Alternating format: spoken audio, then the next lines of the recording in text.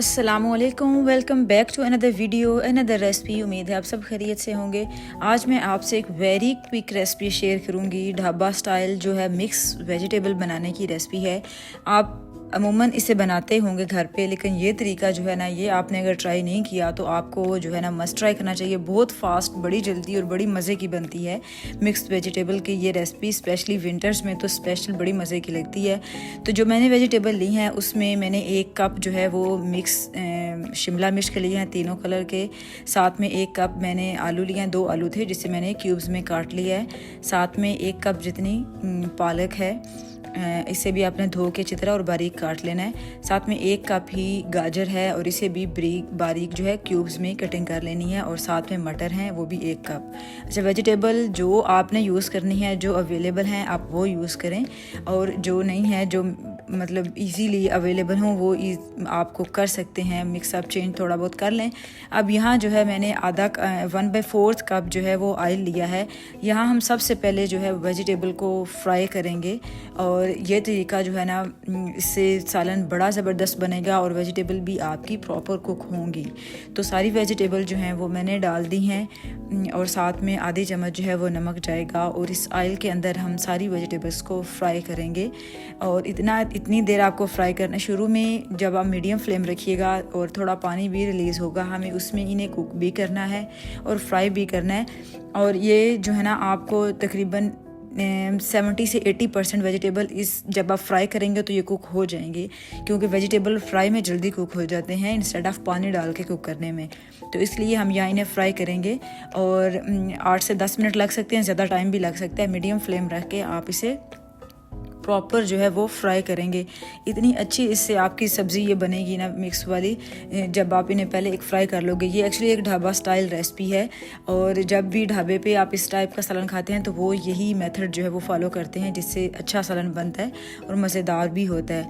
अब यहाँ जो है जब वेजिटेबल फ्राई हो जाएंगे प्रॉपर, तो आपने ऑयल में से इन्हें निकाल लेना है, और वही ऑयल और पैन हम नेक्स्ट स्टेप के लिए यूज़ करेंगे। अब यहाँ मैं सारी वेजिटेबल जो है वो निकाल लूँगी, और जो ऑयल है वो हम नेक्स्ट जो है वो इसके मसाले के लिए यूज़ करेंगे। अच्छा, वेजिटेबल बड़े अच्छे जो है ना वो फ्राई हो गए थे, और कलर देखे कितना वो मज़ेदार सा जो है ना, एक ब्राइट सा कलर आ रहा है सारे मिक्स अप वेजिटेबल का।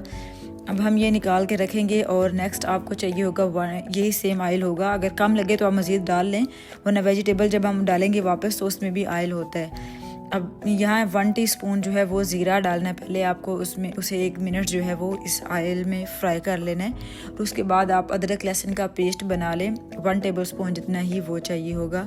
अब जो है वो पेस्ट डाल देंगे, और इसे भी थोड़ा सा फ्लेवर ख़त्म कर लेंगे, जस्ट कलर चेंज करने की ज़रूरत नहीं है।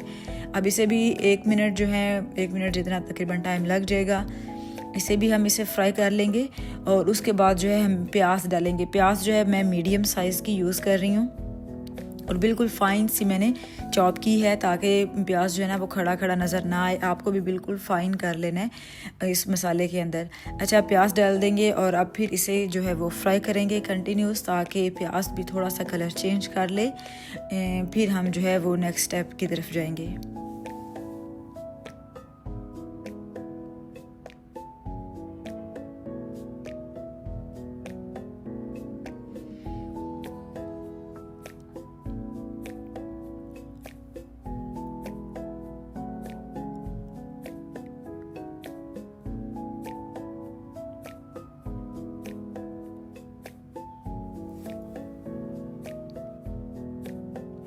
अब जब प्याज फ्राई हो जाएंगे तो मैंने 1 ग्रीन चिली उसमें डाल दी है, और साथ में एक मेरे पास बड़े साइज़ का टमाटर था जिसे मैंने ब्लेंड कर लिया है। थोड़ा सा पानी डाल के अच्छा सा फाइन सा ब्लेंड करना है।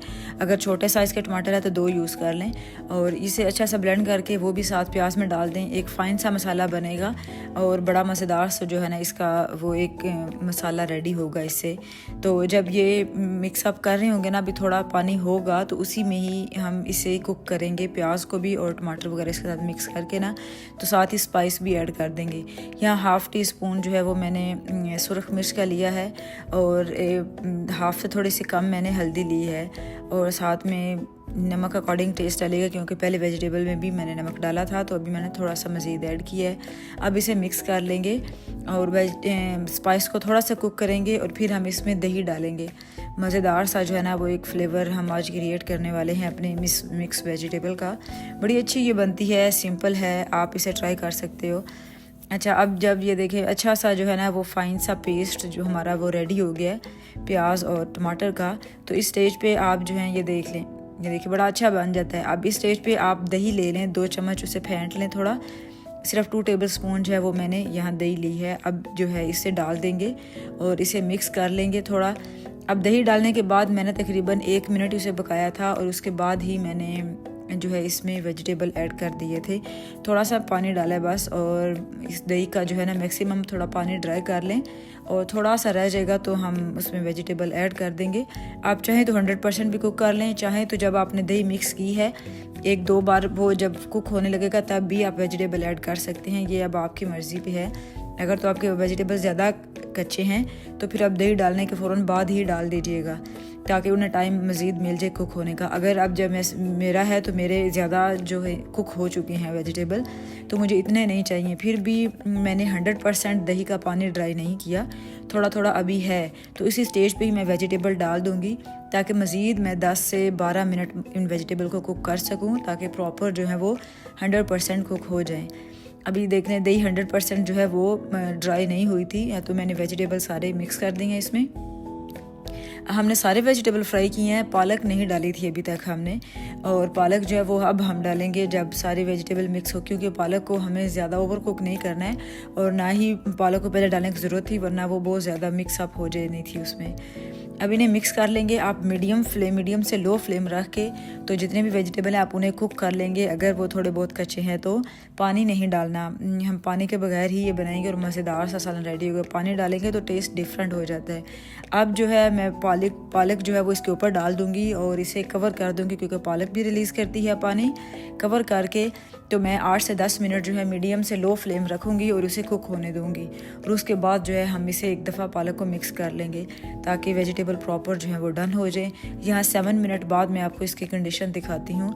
देखिए पालक ने काफ़ी पानी भी रिलीज़ किया और बहुत सॉफ्ट भी हो गई थी। तो अब हम इसे मिक्स कर लेंगे और आप चेक कर सकते हैं आलू और गाजर को, ताकि वो कुक हुए या नहीं, क्योंकि मेरे पास जो मटर थे वो फ्रोज़न थे, तो फ्रोज़न मटर हाफ़ कुकड होते हैं ऑलरेडी, तो वो ज़्यादा टाइम नहीं, उनका मसला नहीं था। बस गाजर और आलू थे, तो वो हम चेक कर लेंगे। इन केस के कच्चे हैं तो मज़ीद हम उसे दम पे ही कुक करेंगे। ठीक है, आपने भी दम पे ही इसे कुक करना है।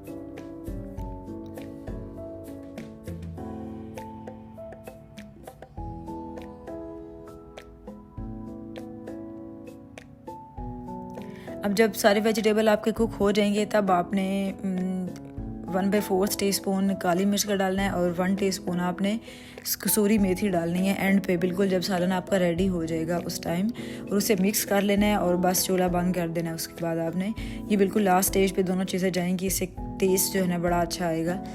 और ये देखिए आप वेजिटेबल्स अभी तक खड़ी हैं, मिक्स अप नहीं हुई हैं और बड़ा फ्रेश कलर है।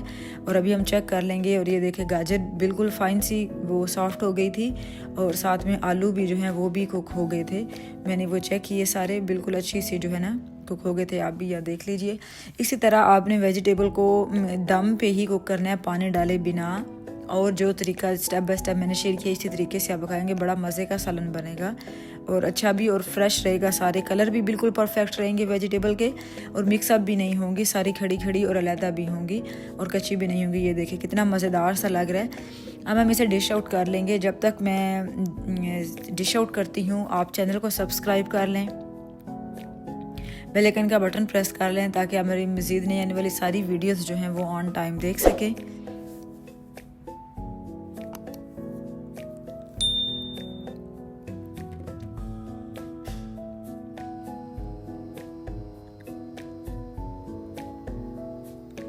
चलें जी, सालन को डिश आउट हो गया। आप इसे फुल्के के साथ या पराठे के साथ सर्व कर सकते हैं, बड़ा मज़ेदार लगेगा। वीडियो को एंड करते हैं। अपना बहुत ख्याल रखिएगा। अल्लाह हाफिज़।